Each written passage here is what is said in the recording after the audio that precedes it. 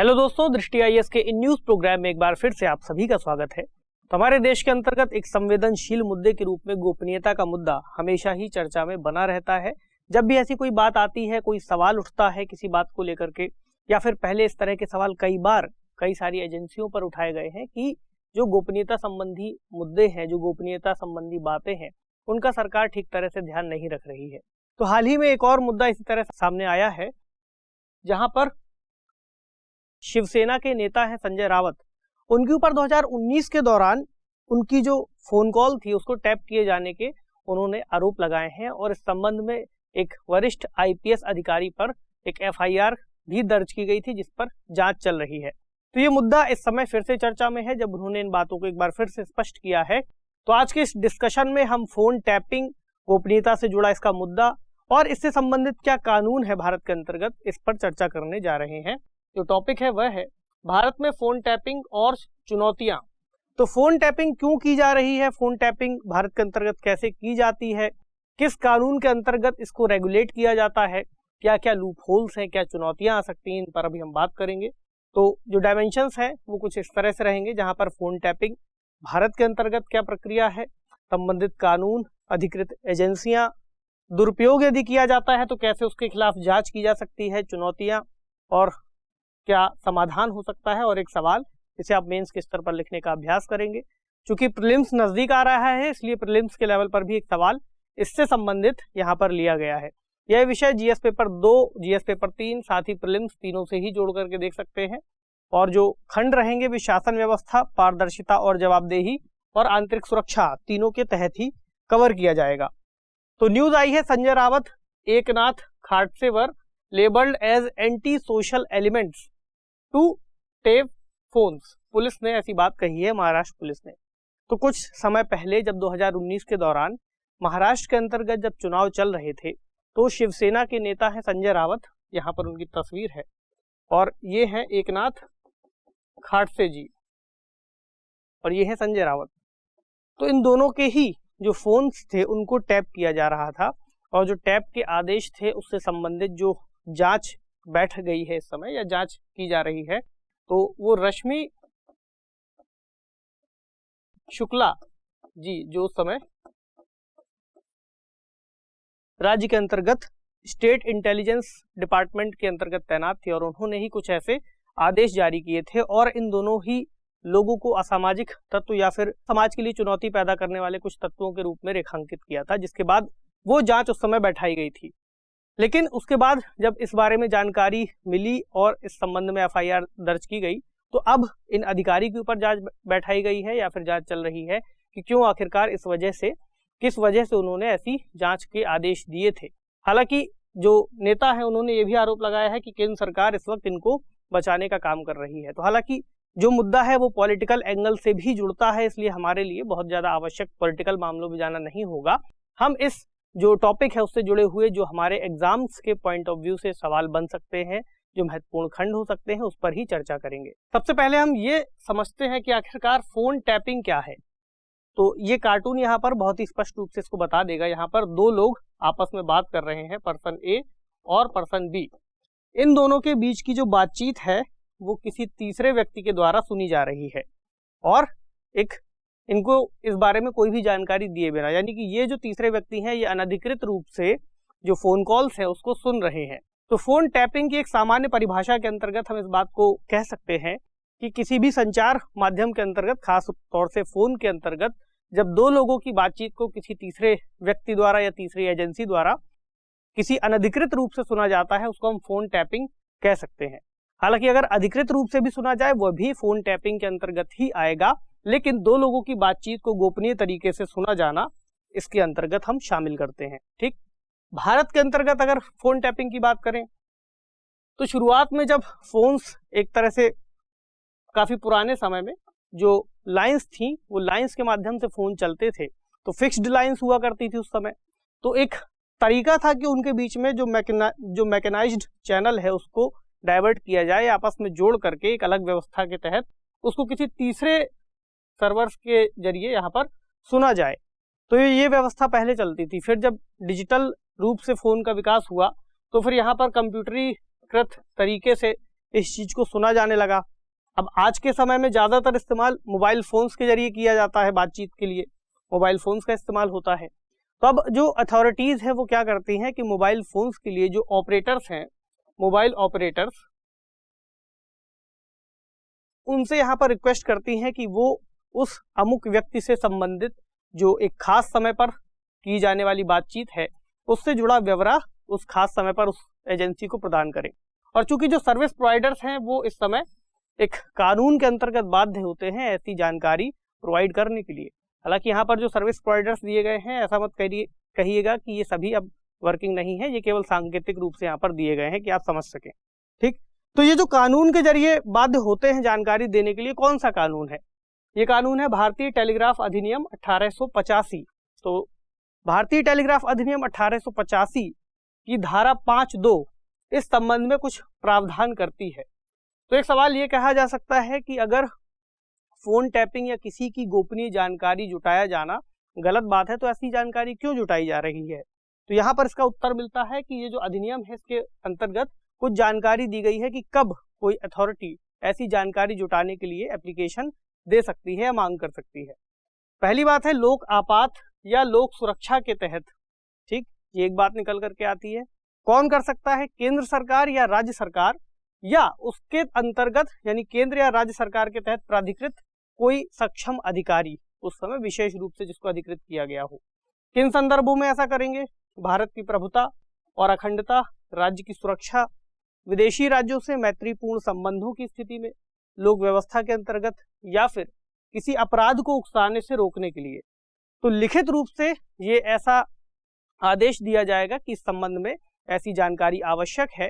क्यों आवश्यक है ये भी बताया जाएगा, उसके बाद ही ऐसी जानकारी मिलनी संभव हो सकेगी। हालांकि प्रेस के लिए कुछ अपवाद कहा जा सकता है, यानी कि प्रेस के लिए ऐसी बाधा तब उत्पन्न की जाएगी जब इस सेक्शन की उपधारा के अंतर्गत उस खास न्यूज को प्रतिबंधित किया गया हो, तब प्रेस के लिए ऐसी जानकारी आ सकती है। ठीक है, तो अब अधिकृत जो एजेंसियां हैं कौन कौन ऐसा डेटा जुटा सकती हैं ये भी जानना बहुत जरूरी है, क्योंकि एक तो एक सामान्य मुद्दा भी है, एक जनता के लिए जानने वाली बात भी है कि आखिरकार कौन कौन सी एजेंसियां हैं जो हमारी जानकारी ले सकती हैं। अगर कोई भी व्यक्ति फोन पर बातचीत कर रहा हो तो कौन उसकी जानकारी लेगा? तो राज्य के स्तर पर जो राज्य पुलिस है वो ऐसा कर सकते हैं, जो अधिकृत एजेंसियां हैं। केंद्र के स्तर पर 10 एजेंसियों को इसके लिए अधिकृत किया गया है, जिसमें इंटेलिजेंस ब्यूरो यानी IB, CBI, ED यानी इन्फोर्समेंट डायरेक्टरेट यानी प्रवर्तन निदेशालय, नारकोटिक्स कंट्रोल ब्यूरो, केंद्रीय प्रत्यक्ष कर बोर्ड, यहाँ पर देख लीजिए। आगे है छठा राजस्व खुफिया निदेशालय, राष्ट्रीय जांच एजेंसी, रॉ यानी research and analysis wing, signal intelligence निदेशालय और दिल्ली पुलिस आयुक्त। इसके अलावा अगर कोई भी अन्य एजेंसी ऐसा करने की कोशिश करती है तो वह अवैध माना जाएगा और उस संबंध में कार्रवाई भी की जा सकती है। तो इनको अधिकृत करता कौन है? मान लीजिए ये एजेंसीज की हमने बात की कि इनको अधिकृत किया गया है। सवाल ये है कि केंद्र सरकार या राज्य सरकार के अंतर्गत किसको ये अथॉरिटी दी गई है जो इनको अधिकृत करें।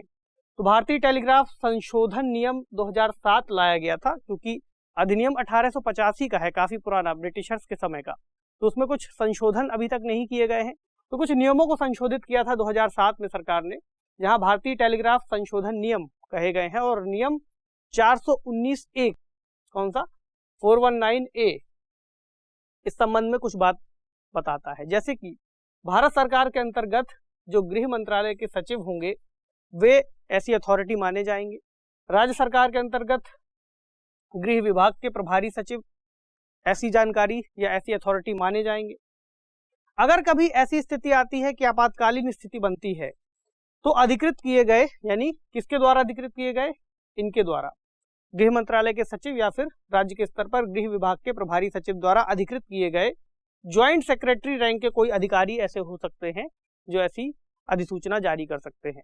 वहीं अगर कुछ दूर दराज के इलाके हैं तो कानून प्रवर्तन एजेंसियों के प्रमुख या उनके दूसरे वरिष्ठतम अधिकारी। वहीं पर अगर मान लीजिए दूर दराज के इलाकों में राज्य से संबंधित कोई बात आती है तो IG रैंक के कोई अधिकारी या उससे ऊपर के कोई अधिकारी ऐसे निर्देश दे सकते हैं इस संबंध में। ठीक, अब बात करें कि दुरुपयोग के खिलाफ अगर दुरुपयोग होता है तो जांच कैसे की जा सकती है, क्या कहते हैं इसके नियम। ये सब बातें दरअसल हम इस सीक्वेंस में इसीलिए कर रहे हैं कि ताकि एक एक करके इससे संबंधित जो कानून से जुड़ी जानकारियां हैं वो आपको मिल जाए। उसके बाद व्यावहारिक जो समस्याएं आएंगी अभी हम उन पर बात कर लेंगे।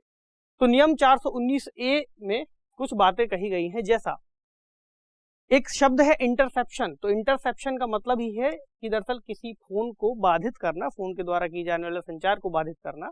इसका उपयोग हम इस संदर्भ में कर रहे हैं, फोन टैपिंग के संदर्भ में।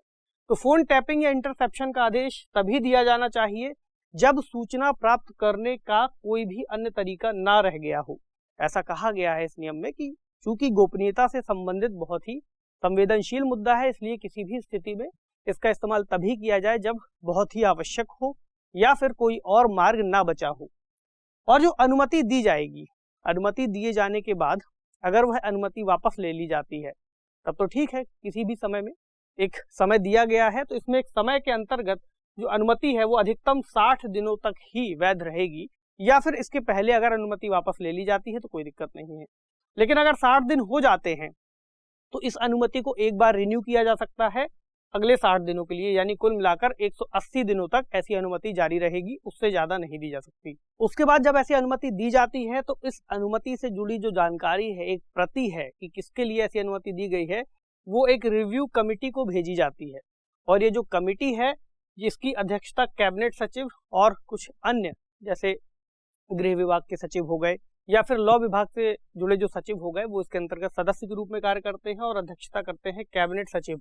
कैबिनेट सचिव अपनी इस कमेटी के अंतर्गत इस बात को रिव्यू करते हैं कि जिस तरह से ये आदेश दिया गया है उसके कारण उचित है या नहीं है, और यदि वे ऐसा पाते हैं कि ये कारण उचित नहीं थे तो वहीं पर जो भी डेटा उसके अंतर्गत जुटाया गया होगा उसको नष्ट करने के आदेश दे सकते हैं। इसके अलावा अगर ऐसा समझ में आता है कि जो फोन टैपिंग वाला मामला है वो पूरा हो चुका है और अब उसकी आवश्यकता नहीं है उससे संबंधित डेटा की, तो उससे जुड़ा जो डेटा है उसको 6 महीने के अंतर्गत उसके रिकॉर्ड को नष्ट किए जाने की बात इसमें कही गई है। ठीक, तो 6 महीने के भीतर ऐसे सभी जानकारियों को नष्ट कर दिया जाना चाहिए। हालांकि अगर ऐसी आवश्यकता लगती है कि अभी आगे भी इसका उपयोग किया जाएगा तो उसको आगे कुछ समय तक रख सकते हैं। इसी तरह जो डेटा सर्विस प्रोवाइडर्स ने प्रोवाइड किया है, तो जाहिर सी बात है कि एक डेटा का सर्वर उनके पास भी मौजूद है, उनके पास भी वो जानकारी है, तो उनको भी 2 महीने के अंतर्गत ऐसी जानकारी को नष्ट कर देना चाहिए। ये कुछ नियम इसके बताते हैं। अब बात करते हैं एक सवाल की जो प्रीलिम्स में इससे पूछा जा सकता है। सवाल क्या है? तो भारतीय टेलीग्राफ अधिनियम 1885, इसी को भारतीय तार अधिनियम भी कहते हैं, आगे कहा गया है निम्नलिखित में से किसके कार्यकाल में लागू हुआ था? ऑप्शन क्या है?